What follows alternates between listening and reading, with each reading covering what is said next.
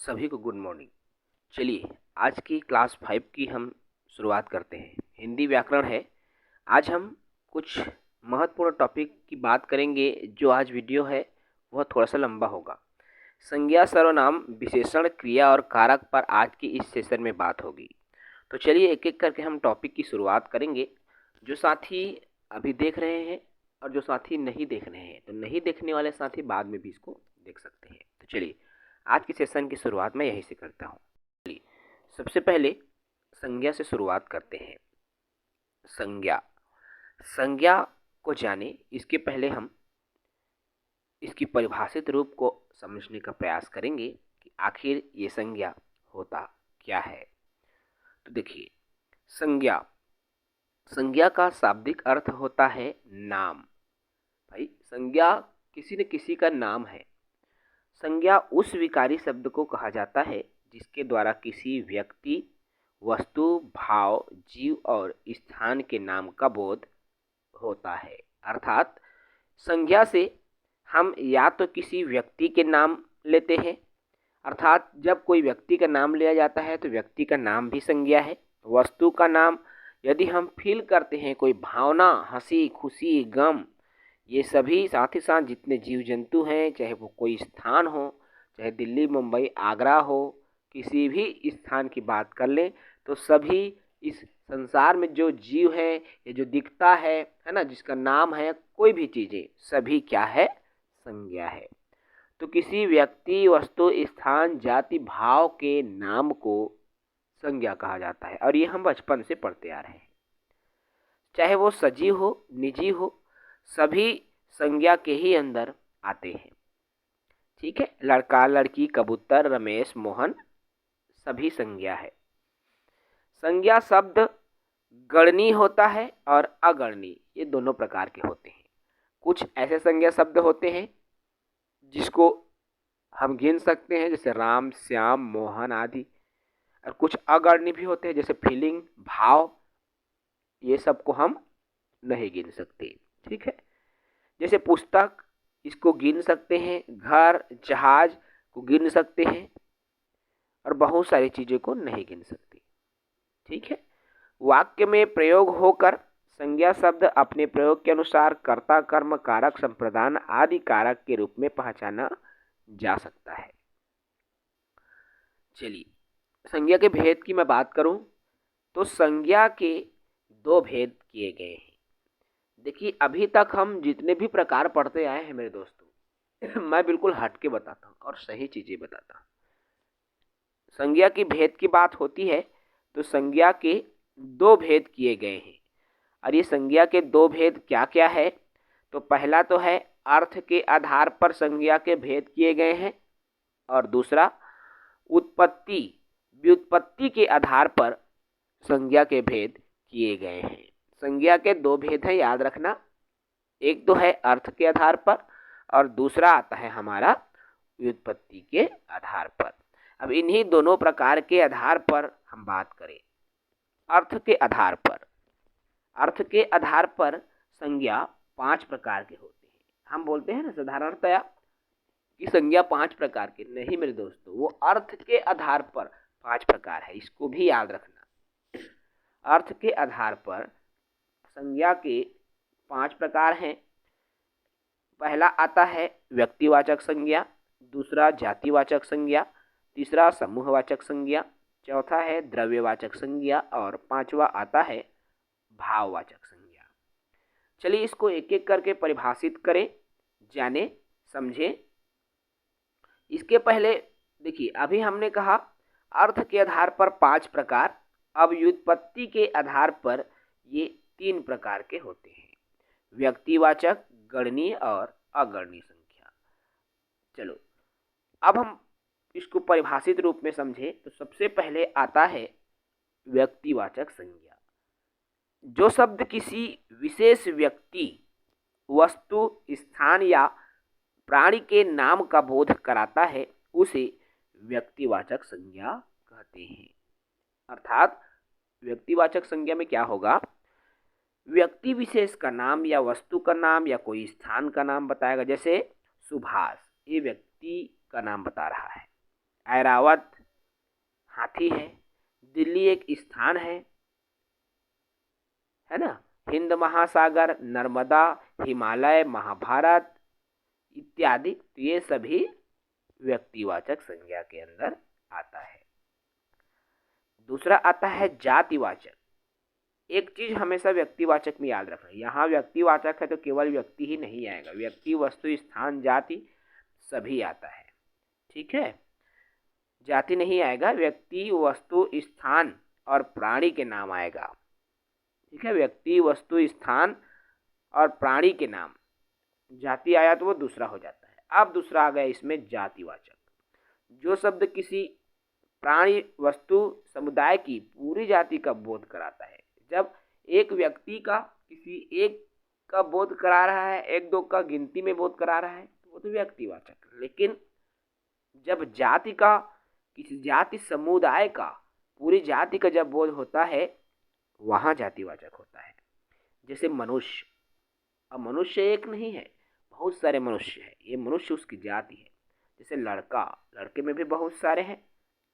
Bill, पर्वत, नगर, ये सभी किस में आ जाएगा, आपका जातिवाचक। अगर यहाँ पर्वत के जगह में हिमालय पर्वत आ गया तो वो व्यक्तिवाचक हो जाएगा। लेकिन यहाँ पर सिर्फ पर्वत बोला गया, मतलब बहुत सारे पर्वत इसके अंदर आ जाएंगे, है ना, तो ये जातिवाचक कहलाता है। इसमें तीसरा आता है द्रव्यवाचक। अब द्रव्यवाचक संज्ञा क्या है, जो संज्ञा शब्द ठोस, द्रव, गैस, धातु, अधातु आदि का बोध कराता है। जितने भी द्रव्य है, पदार्थ से संबंधित का बोध कराता है, उसे द्रव्यवाचक संज्ञा कहा जाता है। जैसे तेल, दूध, लोहा, सोना, प्लास्टिक, ये सभी द्रव्यवाचक संज्ञा के अंदर आते हैं।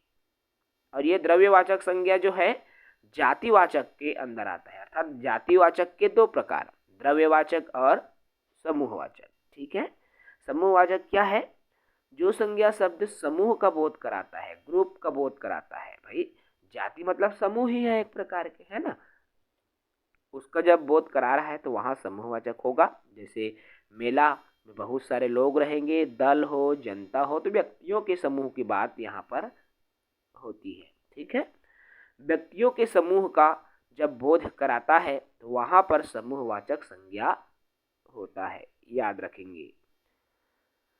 तीसरा आता है भाववाचक संज्ञा। भाव, जिस संज्ञा शब्द में किसी व्यक्ति या वस्तु के गुण, दोष, दशा, अवस्था, भाव आदि का बोध होता है, तो उसे क्या बोलते हैं भाई, भाववाचक संज्ञा बोलते हैं। जैसे अच्छाई, बुराई, भाई ओकर भाव है ना, जो भी व्यक्ति की है ना, वो अच्छा आदमी अच्छाई के भाव हैगा, ओकर बुराई हैगा बहुत, ऐसे बोलते हैं ना, वो उसकी भाव है। ठीक है, जैसे प्यास लगना, मोह, मित्रता, ये सभी क्या है, भाववाचक संज्ञा के उदाहरण है। क्लियर है भाई, तो ये संज्ञा प्रमुखतया 3 है, लेकिन द्रव्य और समूह उसका हिस्सा है। ओके, चलिए आगे अब बात करेंगे सर्वनाम की। ये भी बहुत सरल है, इसको मैं जल्दी जल्दी इसलिए कर रहा हूँ, आप सभी इसको पढ़े हुए हैं।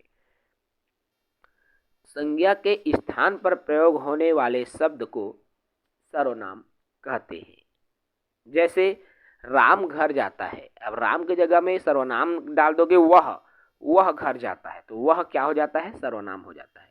समझ रहे हैं, जो शब्द संज्ञा के स्थान पर प्रयुक्त होते हैं उसे सर्वनाम कहते हैं। सर्वनाम संज्ञा की पुनरावृत्ति को रोककर वाक्यों को सौंदर्यपूर्ण बनाता है। पुनरावृत्ति को कैसे रोकता है, देखो, राम 14 वर्ष का वनवास जाता है, उसके साथ, देखो अब एक शुरू में राम बोले, दूसरे में राम के साथ बोलने के बजाय मैंने क्या बोल दिया, उसके साथ माता सीता भी जाती है ना। तो पहली बार तो राम बोला, दूसरे बार राम ना बोल के उसके बोल दिया, अर्थात राम के। तो जब कोई शब्द, कोई संज्ञा बार बार उपयोग हो रहा है तो उसके जगह में एक नया शब्द लगा दिया जाता है वही सर्वनाम कहलाता है, अर्थात वो पुनरावृत्ति को रोकने के लिए किया जाता है। जैसे मैं, तुम, वह, हम इत्यादि ये सभी सर्वनाम हैं। सर्वनाम की भेद की बात करूं तो सर्वनाम के दो भेद हैं, एक तो है रूप या उत्पत्ति के आधार पर और एक है हमारा प्रयोग या व्याकरण के आधार पर। रूप या उत्पत्ति के आधार पर बात करूं तो इसके भी दो भेद हैं। सबसे पहला भेद आता है मौलिक या मूल सर्वनाम। तो जिस सर्वनाम का जिस रूप में जन्म हुआ है उसे मौलिक सर्वनाम कहते हैं, अर्थात इसका मूल रूप में ही जन्म हुआ है, जो जन्म हुआ है वो मूल रूप ही है, इसको मौलिक सर्वनाम बोलते हैं। और इसके संख्या इसकी जो है 11 होती है, जैसे मैं, तू, आप, यह, वह, जो, सो, कौन, क्या, कोई और कुछ, ये 11 है जो कि मौलिक या मूल सर्वनाम कहलाता है। दूसरा है यौगिक सर्वनाम। योग से बना है। जो सर्वनाम लिंग, वचन, कारक आदि के प्रभाव पड़ता हो, अर्थात जिस सर्वनाम पर लिंग, वचन, कारक का प्रभाव पड़ता है जो तो यौगिक बनता है ना, यौगिक सर्वनाम बनता है। जब लिंग, वचन, कारक का प्रभाव पड़ेगा यौगिक सर्वनाम बनेगा। जैसे मैं, मैंने, वह, उसने, तू, तूने, तो ये जो है हमारे यौगिक सर्वनाम कहलाता है। ठीक है। अब प्रयोग या व्याकरण के दृष्टिकोण से 6 प्रकार के सर्वनाम होते हैं और ज़्यादातर हम इसी को जानते हैं, है ना। अलग अलग देखो 6 प्रकार के सर्वनाम हैं, जिसमें पहला आता है पुरुषवाचक सर्वनाम, दूसरा निजवाचक सर्वनाम, तीसरा निश्चयवाचक सर्वनाम, चौथा अनिश्चयवाचक और पांचवा प्रश्नवाचक और छठवां है संबंधवाचक सर्वनाम। चलिए एक एक करके थोड़ा थोड़ा समझिए। पुरुषवाचक सर्वनाम तो जिस सर्वनाम का प्रयोग स्त्री और पुरुष दोनों के लिए होता है उसे पुरुषवाचक सर्वनाम कहते हैं। इसकी 3 अवस्था है। पुरुषवाचक में स्त्री और पुरुष का बोध होगा। इनकी 3 अवस्था है, उत्तम पुरुष, मध्य पुरुष और अन्य पुरुष। 1 नंबर के प्रश्न आएंगे भाई, कंफर्म है। उत्तम पुरुष में मैं, मेरा, मेरी, हम, हमारा, हमारी। मध्यम पुरुष में तुम, तुम्हारा, तुम्हारी, तुमसे और अन्य पुरुष में यह, वह, ये, वे, ये तीनों। इसको याद रखेंगे, मोस्ट इंपॉर्टेंट है भाई। दूसरा आता है निजवाचक। अब निज मतलब ये स्वयं के लिए किया जाता है। जिस सर्वनाम का उपयोग स्वयं के लिए किया जाता है उसे निजवाचक सर्वनाम कहते हैं। जैसे मैं, स्वयं, खुद, है ना। मैं खुद जाऊंगा बोलते हैं ना, मैं स्वयं रायपुर जाऊंगा ऐसा बोलते हैं ना, तो वो क्या है भाई, वहां पर निजवाचक सर्वनाम का उपयोग हुआ है। ठीक है। चलिए थर्ड पॉइंट है निश्चयवाचक सर्वनाम। जिस सर्वनाम से किसी वस्तु, व्यक्ति या पदार्थ के विषय में ठीक ठीक और निश्चित ज्ञान हो उसे निश्चयवाचक। जैसे यह मेरी कार है, भाई मैं जान रहा हूँ एकदम कंफर्म बात है, नंबर प्लेट चिपका है तो ये मेरी ही कार है ना, क्योंकि वो निश्चय है उस चीज को लेकर। यह, वह आदि इसमें लगा रहता है। वह मेरा घर है, यह मेरी कार है, एकदम निश्चय है। अनिश्चय तो जिस सर्वनाम में किसी व्यक्ति, वस्तु या पदार्थ का निश्चित ज्ञान ना हो उसे अनिश्चयवाचक सर्वनाम कहते हैं। जैसे कोई, कुछ, जैसे चाय में कुछ गिर गया है, कोई आने वाला है, घर पर कोई तो है। तो इस तरह के जो प्रश्न है अनिश्चयवाचक सर्वनाम के अंदर आते हैं। ठीक है। चलिए नेक्स्ट है हमारा 5वां आता है प्रश्नवाचक। नाम से स्पष्ट है, अर्थात जिस सर्वनाम से प्रश्न करने या पूछने का बोध होता है वहाँ प्रश्नवाचक होता है। जैसे ये प्रश्नवाचक शब्द है क्या, क्यों, कैसे, कब, कहाँ इत्यादि। जैसे क्या कर रहे हो, क्यों जा रहे हो, कैसे जा रहे हो, कहाँ जा रहे हो, कब जा रहे हो, क्यों जा रहे हो, किस लिए जा रहे हो, ये सभी प्रश्नवाचक सर्वनाम के अंदर आता है। 6वां आता है मेरे दोस्तों, इसमें 6वां सर्वनाम संबंधवाचक सर्वनाम। तो जिस सर्वनाम का प्रयोग किसी शब्द या वाक्य का किसी अन्य शब्द या वाक्य के साथ जब संबंध बताने के लिए किया जाता है तो उसे संबंधवाचक सर्वनाम, इसमें संबंध बताया जाता है। इसमें संबंध बताने के लिए जैसे जो सो एक दूसरे से जुड़ा है, जिसका जिसकी, उसका उसकी, जैसा वैसा। जैसे देखो इसमें है जिसकी लाठी उसकी भैंस, जिसकी और उसकी एक दूसरे से जुड़ा हुआ है, संबंध बता रहा है ना। जिसकी लाठी उसकी भैंस, जैसा देश वैसा भेष, ये भी संबंध बना रहा है। जैसी करनी वैसी भरनी, जो करेगा वही भरेगा। तो ये सभी क्या बताता है, संबंध को बताता है, इसलिए संबंधवाचक सर्वनाम होगा। ठीक है, चलिए अब हम बात करेंगे विशेषण की। विशेषण क्या होता है?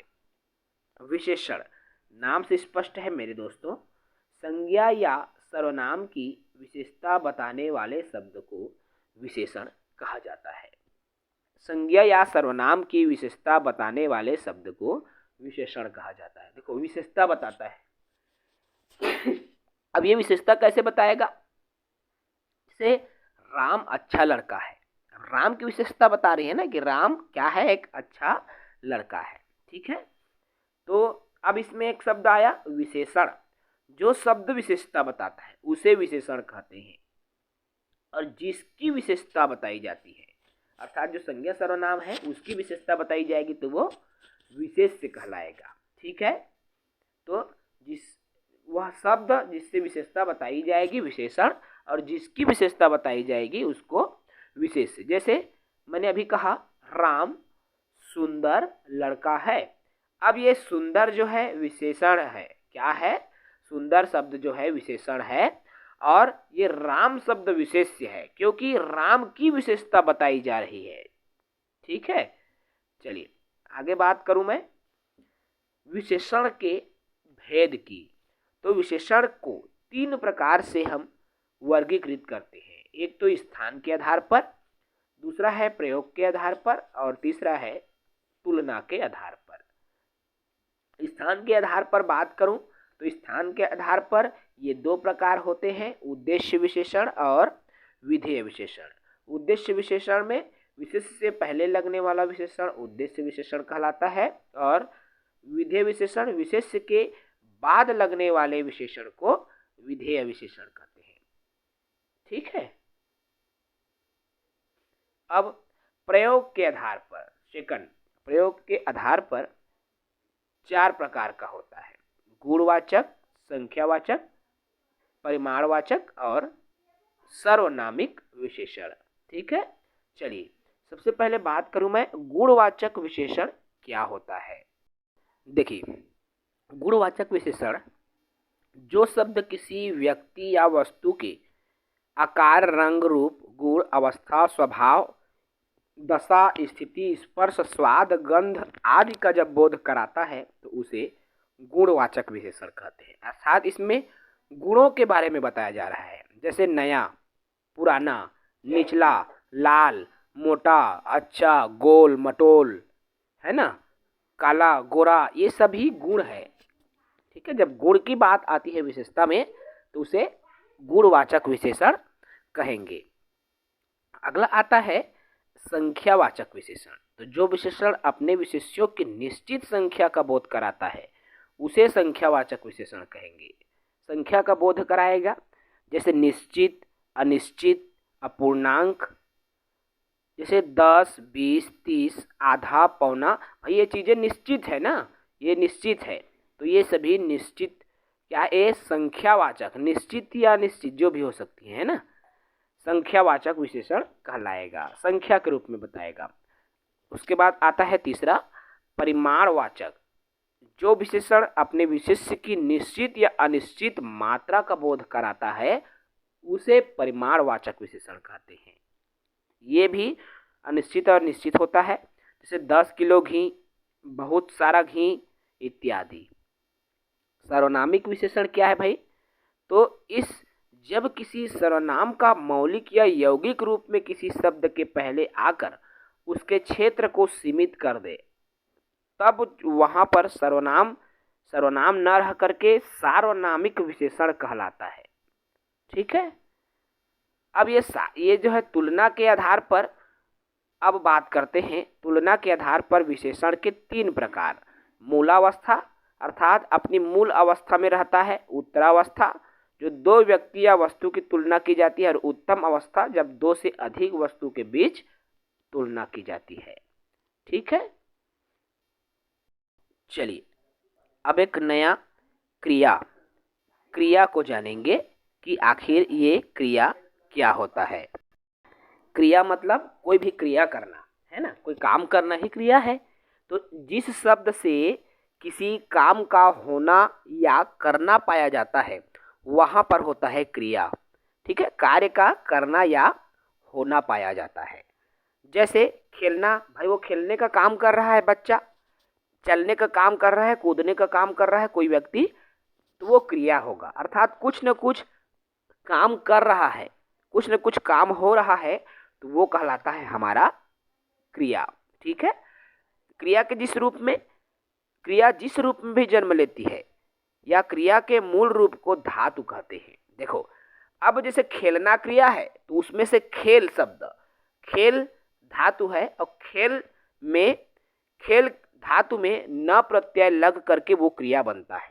ठीक है, जैसे चलना का चल धातु है, दौड़ना का दौड़ धातु है, कूदना का कूद धातु है। तो ये है धातु, याद रखना। अब मूल क्रिया अर्थात धातु क्या है? तो क्रिया के मूल रूप को ही धातु कहा जाता है। धातु से ही क्रियापद का निर्माण होता है। मैंने अभी कहा जैसे चल से चलना, तो चल धातु है, उसमें ना प्रत्यय लगा, वो चलना बन गया। दौड़ धातु है, उसमें ना प्रत्यय लगा, दौड़ना बन गया। सो धातु है, उसमें ना प्रत्यय लगा, सोना बन गया। रो धातु है, उसमें ना प्रत्यय लगा, रोना बन गया। कह धातु है, उसमें ना प्रत्यय लगा, कहना बन गया। बोल धातु है, उसमें ना प्रत्यय लगा, बोलना बन गया। पी धातु है, उसमें ना प्रत्यय लगा, तो पीना बन गया। ठीक है, तो इस तरह से मूल क्रिया में जब ना प्रत्यय मूल धातु में जब ना प्रत्यय लगाते हैं तो वो क्रिया बन जाता है। ठीक है, अब धातु तो समझ गए, धातु के भेद को देख लो। धातु के जो है 5 भेद हैं: सामान्य धातु, सम्मिश्र धातु, उत्पन्न धातु, अनुकरणात्मक धातु और नाम धातु। ज़्यादा मैं धातु पर अभी बात नहीं करूंगा, क्योंकि हमारा उद्देश्य था क्रिया बताना। तो क्रिया आपने अभी देखा, सकर्मक क्रिया और अकर्मक क्रिया। ठीक है, क्रिया के बारे में भी बात करेंगे। तो क्रिया की पहचान आपने कर ली कि काम का करना या होना ही क्रिया है। चलिए क्रिया के भेद की बात करूं, कर्म के आधार पर क्रिया के भेद। तो कर्म के आधार पर धातु के 2 भेद है। धातु ही क्रिया है, क्रिया ही धातु है मेरे दोस्तों, दोनों मिलता जुलता है। क्रिया की बात करूं तो सबसे प्रमुख है 2 भेद में, सकर्मक, अकर्मक। ठीक है, ये 2 भेद है। सकर्मक क्या होगा? देखो, स माने साथ, कर्म जिसमें काम हो रहा है, कोई भी काम हो रहा है, कोई कर्म साथ है, जिस क्रिया में या जिस क्रिया का प्रभाव कर्म पर पड़ता है उसे सकर्मक कहते हैं। जैसे राम पत्र लिखता है। देखो, राम क्या लिख रहा है? पत्र, काम कर रहा है पत्र लिखने का, ये सकर्मक है। तो कार्य का संबंध कर्ता से है। ठीक है, क्रिया से कार्य होता है। जब क्या और किसको से प्रश्न पूछा जाए तब उत्तर आता है तो सकर्मक है। जैसे राम क्या करता है, मैंने क्या में प्रश्न पूछा, राम क्या करता है? पत्र लिखता है, सकर्मक। राम क्या खाता है? फल खाता है। प्रश्न का उत्तर आ रहा है तो ये सकर्मक हो जाएगा। अकर्मक, जिस क्रिया का प्रभाव कर्म पर न पड़ करके कर्ता पर पड़ता है तो उसे अकर्मक कहते हैं। अर्थात इसमें कर्म नहीं होता। जैसे राम जाता है, अब राम जा तो रहा है लेकिन कहाँ जा रहा है, ये सवाल के जवाब हमको नहीं मिल रहा है, इसलिए अकर्मक हो जाएगा।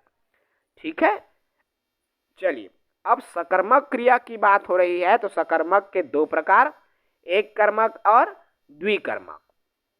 जिसमें एक ही कर्म हो उसे एक कर्मक कहा जाता है। जैसे अध्यापक ने हिंदी पढ़ाई, एक ही कर्म हुआ इसमें, अध्यापक ने हिंदी पढ़ाई, एक ही कर्म है, इसलिए एक कर्मक हो गया। अब दूसरा आता है द्विकर्मक, जिस क्रिया में दो कर्म होते हैं। जैसे अध्यापक ने छात्रों को हिंदी पढ़ाई, अब यहाँ पर दो कर्म हो गया, इसलिए ये शब्द द्विकर्मक बन गया। ठीक है, अब आगे बात करें अर्थ के आधार पर। अब अर्थ के आधार पर क्रिया के भी कई भेद हैं, अलग अलग क्रियाओं को पढ़ेंगे, इंपॉर्टेंट है।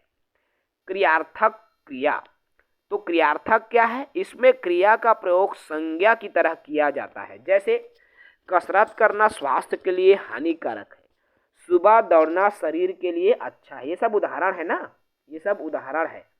तो कसरत करना स्वास्थ्य के लिए हानिकारक है, सुबह दौड़ना शरीर के लिए अच्छा है, सिगरेट पीना स्वास्थ्य के लिए हानिकारक है। जो लिखा रहता है ना प्रिकॉशंस, आप देखोगे कि कई जगहों पर लिखा रहता है, तो वो क्या है? क्रियार्थक क्रिया है। ठीक है, याद रखना। उसके बाद है प्रेरणार्थक। अब प्रेरणा देना मतलब इसमें स्वयं कार्य को न करके सामने वाले से प्रेरित करके करवाया जाता है, वहां पर प्रेरणार्थक क्रिया होता है। प्रथम प्रेरणार्थक जो क्रिया सामने वाली व्यक्ति से करवाई जाए, जब सामने वाले व्यक्ति से करवाया जाए उसको प्रथम प्रेरणार्थक कहा जाता है। ठीक है, और द्वितीय प्रेरणार्थक जो क्रिया किसी तीसरे व्यक्ति से करवाया जाए तो उसे द्वितीय प्रेरणार्थक। जैसे राम पत्र लिखवाता है, पत्र लिखवाना, खाना बनवाना, ये सब जब आए तो प्रेरणार्थक क्रिया द्वितीय प्रेरणार्थक आ जाएगा। ठीक है, क्रिया के भेद, क्रिया के कई भेद हैं। सबसे पहले आता है पूर्णकालिक क्रिया। पूर्णकालिक क्रिया जब पहली क्रिया के समाप्त होने के बाद दूसरी क्रिया होती है, अर्थात जैसे ही एक क्रिया खत्म हुआ फिर एक और क्रिया होने लगती है, तो उसे पूर्णकालिक क्रिया कहते हैं। जैसे देखो, राम भोजन करके सो गया, यह है एक उदाहरण। देखो, राम भोजन करके, भोजन कर लिया, एक क्रिया हो गया।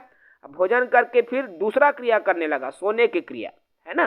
तो राम भोजन करके सो गया, तो ये दो क्रिया एक साथ हो रही है, अर्थात एक क्रिया समाप्त हुआ तो दूसरी क्रिया होना शुरू हो गया, ये पूर्णकालिक क्रिया है।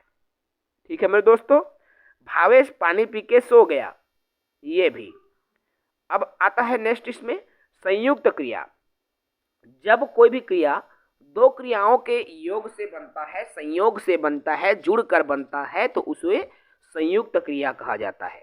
जहां आवाज या ध्वनि में बल लगाना पड़ता है वहां पर, जैसे जाने दो, रीना खेलती कूदती रहती है ना। दिव्या कंप्यूटर चलाती रहती है, तो ये सब क्या है? संयुक्त क्रिया। इसमें थोड़ा बल देना पड़ रहा है, चलाती रहती, खेलती कूदती, तो ये थोड़ा बल देना पड़ रहा है। ठीक है, चलिए नेक्स्ट है सहायक क्रिया। तो जो क्रिया मुख्य क्रिया के साथ मिलकर भाव को स्पष्ट करे वो सहायक क्रिया होता है। जैसे मैं घर जाता हूँ, वे हंस पड़े थे, ये सब सहायक क्रिया है। कालवाचक, जिस क्रिया में ये पता चलता है कि क्रिया किस समय हुई है उसको कालवाचक क्रिया कहते हैं। ठीक है, समय का पता चलता है वो कालवाचक क्रिया होगा। क्लियर है दोस्तों? चलिए उसके बाद हम देखते हैं कारक। बहुत इंपॉर्टेंट है ये भी, कारक से भी प्रश्न आता है। कारक, जो शब्द किसी शब्द से क्रिया का संबंध बताए वह कारक कहलाता है। भाई कारक मतलब जो शब्द क्रिया से संबंध बताता है, जो शब्द किसी शब्द के क्रिया का संबंध बताए वो कारक होता है। अर्थात किसी वाक्य में जो शब्द क्रिया को संज्ञा या सर्वनाम से जोड़ता है वह कारक कहलाता है। जैसे एक उदाहरण से समझो, श्री कृष्ण ने सत्य की रक्षा के लिए दुष्टों का नाश किया या दुष्टों का संहार किया, तो श्री कृष्ण ने ये कारक है, रक्षा के लिए।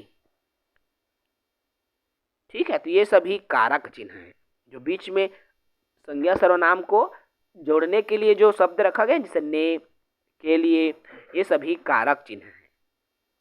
ठीक है, कारक चिन्ह को कुछ विद्वान जो है परसर्ग भी बोलते हैं। याद रखना भाई, यहाँ क्वेश्चन घुमा के भी पूछा गया है कई बार।